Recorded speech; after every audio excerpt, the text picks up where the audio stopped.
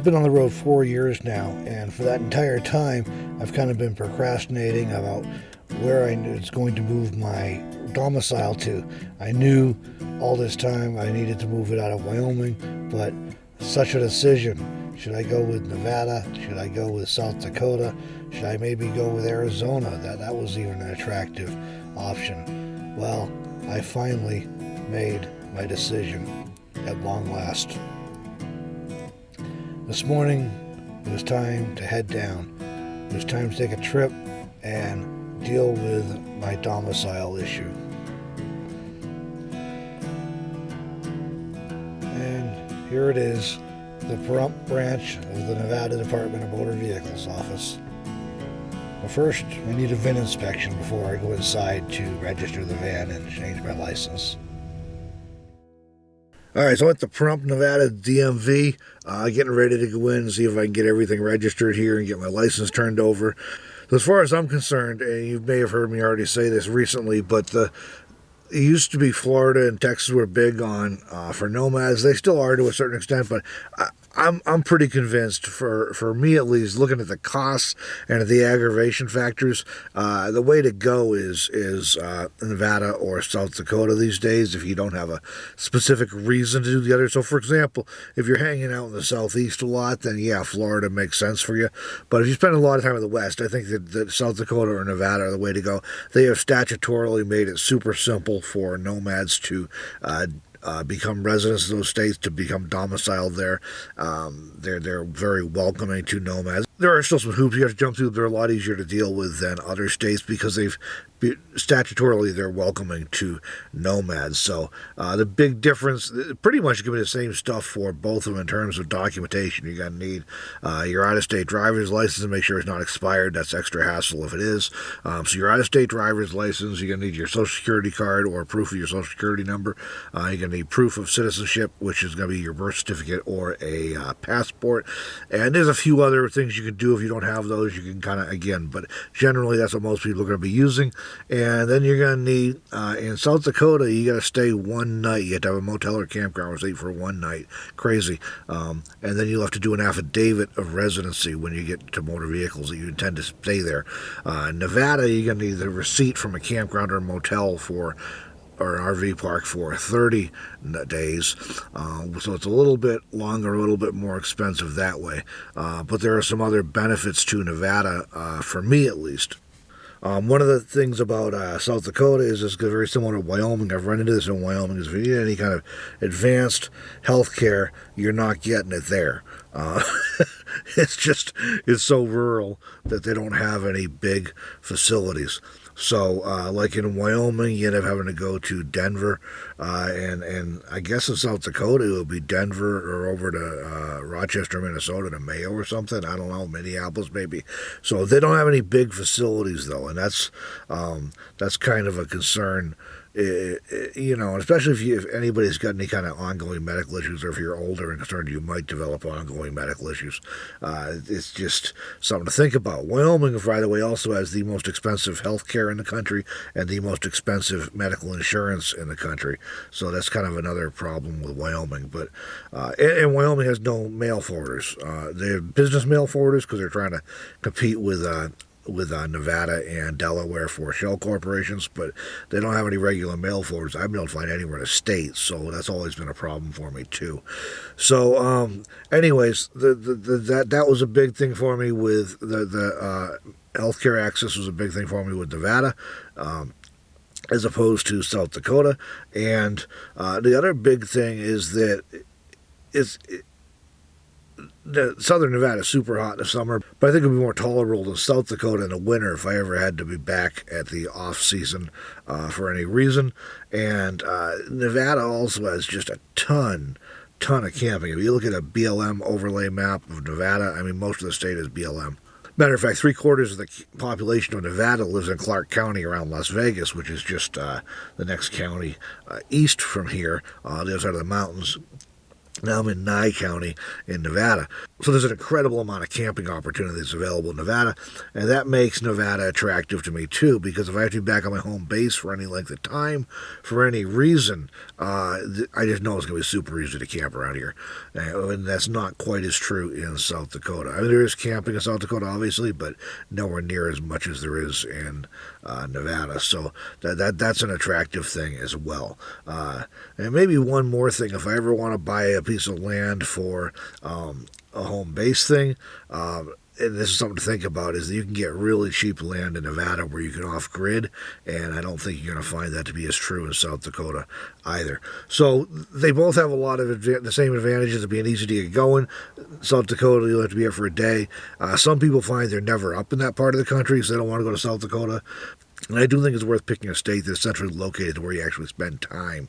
So those are some of the biggies with Nevada. That's what prompted my decision. The big thing was better healthcare access and because of Las Vegas, and almost unlimited camping opportunities if I need to be around here. And then, it's nice to know that if I ever do want to buy a piece of land here, I can buy something cheap and off-grid, because they have a lot of not very restricted zoning around here, which is great too. So I'm going to go ahead and go on in and see if I can get this taken care of. First thing I do is take my license plates off, because if you move to Nevada, you have to surrender your old license plates. So I've already been through and got my VIN inspection. Now I'm going to take the plates off and go inside and with my folder full of stuff and see if I can get everything squared away here. Wish me well.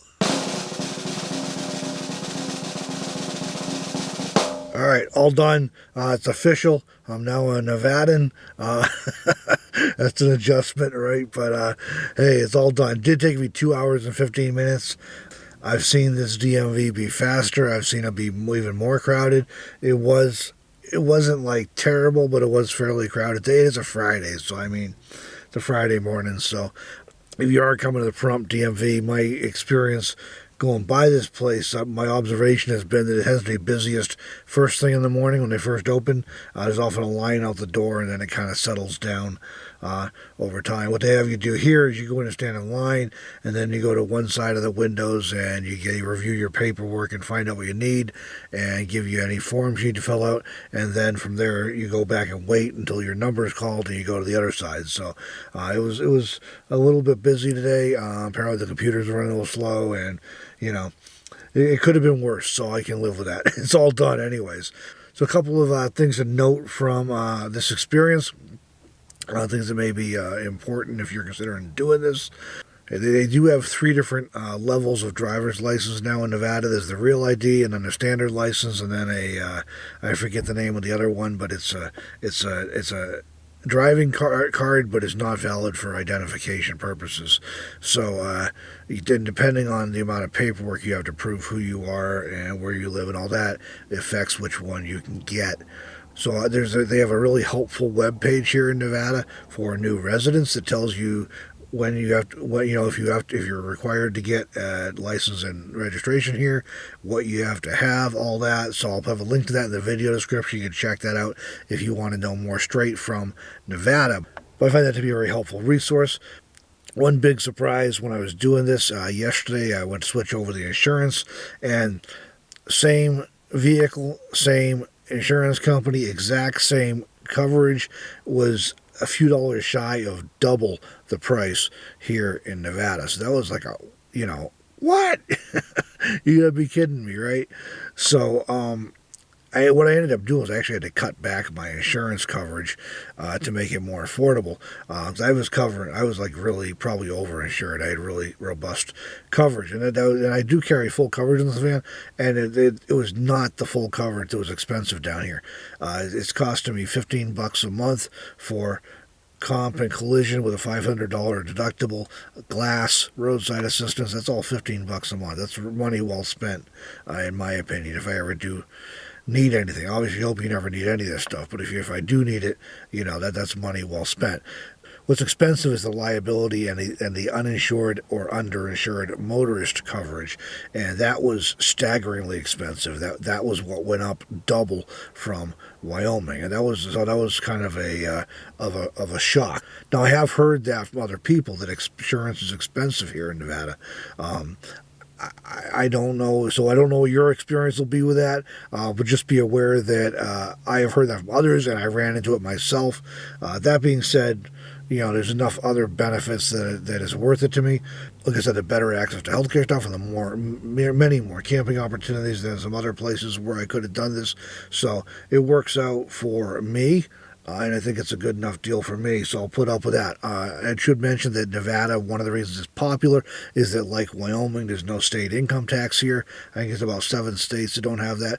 If you're retired and living on a modest Social Security income, that probably doesn't impact you. But if you're working age, or if you have investments or that kind of thing, or that may be a factor. And not having to pay that state income tax can be worth a lot of money. Wasn't terribly expensive. It was just over $70 to register the van, and it covers me for a year. The driver's license here was $42.25, I think, and that's an 8-year license. So I don't have to worry about that for 8 years. If you're over 65 in Nevada, it's a 4-year license, but if you're under 65, it's an 8-year license, so that's really cool. So the vehicle registrations are definitely cheaper than they are in Wyoming. That's a nice advantage. And the license is set for 8 years instead of Wyoming's 4 years. I think South Dakota's 5 years. So both South Dakota and Nevada have online calculators on the DMV website where you can get at least a ballpark idea of how much it's going to cost you to register the vehicle, so you can plan for that ahead of time.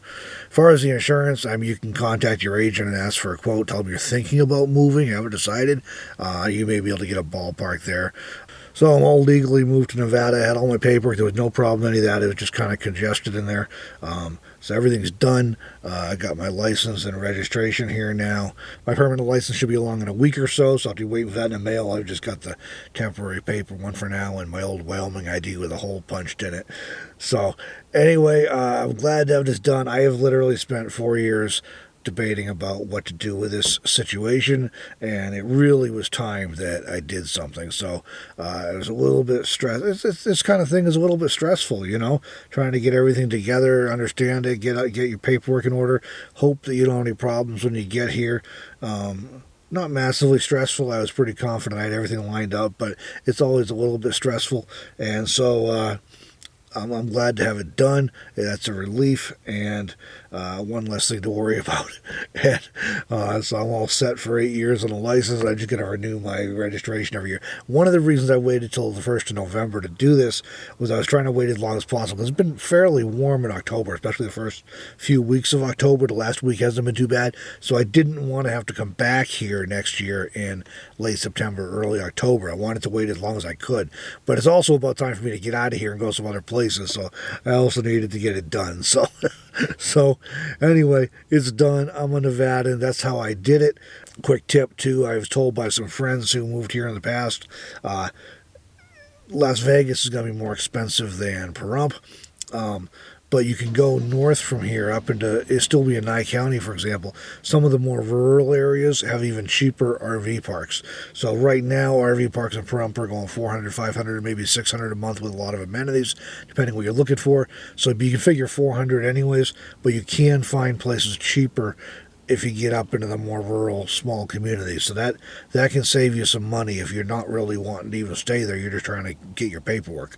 And one more note, one of the reasons Pahrump is popular is in the southern Nevada, so it's reasonably warm spring and fall, comfortable there. It's about 2,700 feet. And unlike Texas, which has vehicle inspections, annual vehicle inspections now, Nevada does not. However, Las Vegas, and I think it's Carson City and Reno up north, do have annual inspections. So if you only stay out of those counties where that is a factor, you're all set. And then Nye County over here with Pahrump does not have annual vehicle inspections, so that's kind of a big deal.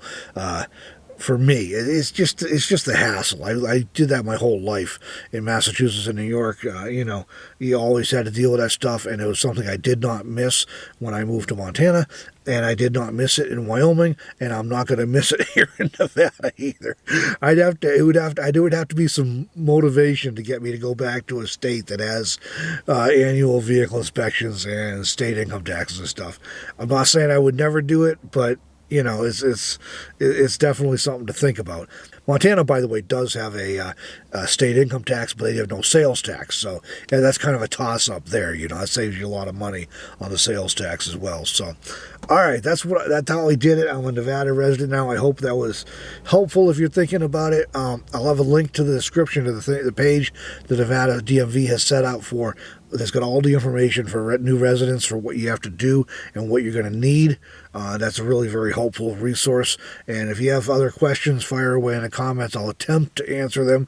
Mind you, I'm not a DMV representative. I'm not an attorney or anything like that. But based on my experience and research, I'll answer them as best I can. Again, like I was saying earlier, as far as I'm concerned, South Dakota and Nevada are hands down the top two states for nomads these days. They are the only two, to my knowledge, that has statutorily made it very easy for nomads, full-time travelers, period, full-time travelers to legally do all this. Now, can you do it in other states? Yeah, but you kind of got to jump through some hoops. And you don't have to jump through hoops here, really, except for just having your address verified, whether that's for a night or for 30 days. That's really all you got to do. So it's as simple as it gets. And compared to other states, it's a cakewalk. They welcome nomads in these states. You can do Florida and Texas. A lot of people do still. I just feel like the costs and aggravation are greater there. So I think South Dakota and Nevada are the best options for most people who don't have a compelling reason to do something else. Arizona's not bad. That would be Arizona would actually be number 3 on my list after South Dakota and Nevada. I did consider Arizona. There are some things to be said for it. I really like Arizona. I would do Arizona before I did Florida or Texas, to be honest with you. You do have to have a little more traditional address verification, but it's not too bad. You can work it out. They're not like super picky like some other states are. So that may change, but as of right now, it's not too bad. So also plenty of mail forwarders, lots of RV parks. You can get a dirt cheap seasonal or annual rental, which even if you only stay there once in a while, you got the paperwork that says, hey, yeah, I'm renting a lot at a residential RV park. That's all you need. So that'll work for you. Those are my choices. I mean, you can obviously do something different if you want. I've been doing Wyoming for 4 years now, and I made it work, but it wasn't ideal. I would not try to do Wyoming as somebody who's on the road already. They're very difficult to satisfy the residency requirements there and stuff, so I would not even attempt it as a nomad. I just was already there, and it was no state income tax, pretty easy to get along with, no vehicle inspections, so once you're in the system, it's not bad in Wyoming. We're trying to get started. It's a little rough. That's it. I hope this helped. Like I said, leave me questions if you want below, if you have any questions, and we'll have a link in the description where you can learn more on Nevada, and I'll also put a link in there for South Dakota as well for their website where you can learn some more information about that. So thanks for joining me in this video, everybody. I hope it was helpful. We will catch you in the next one.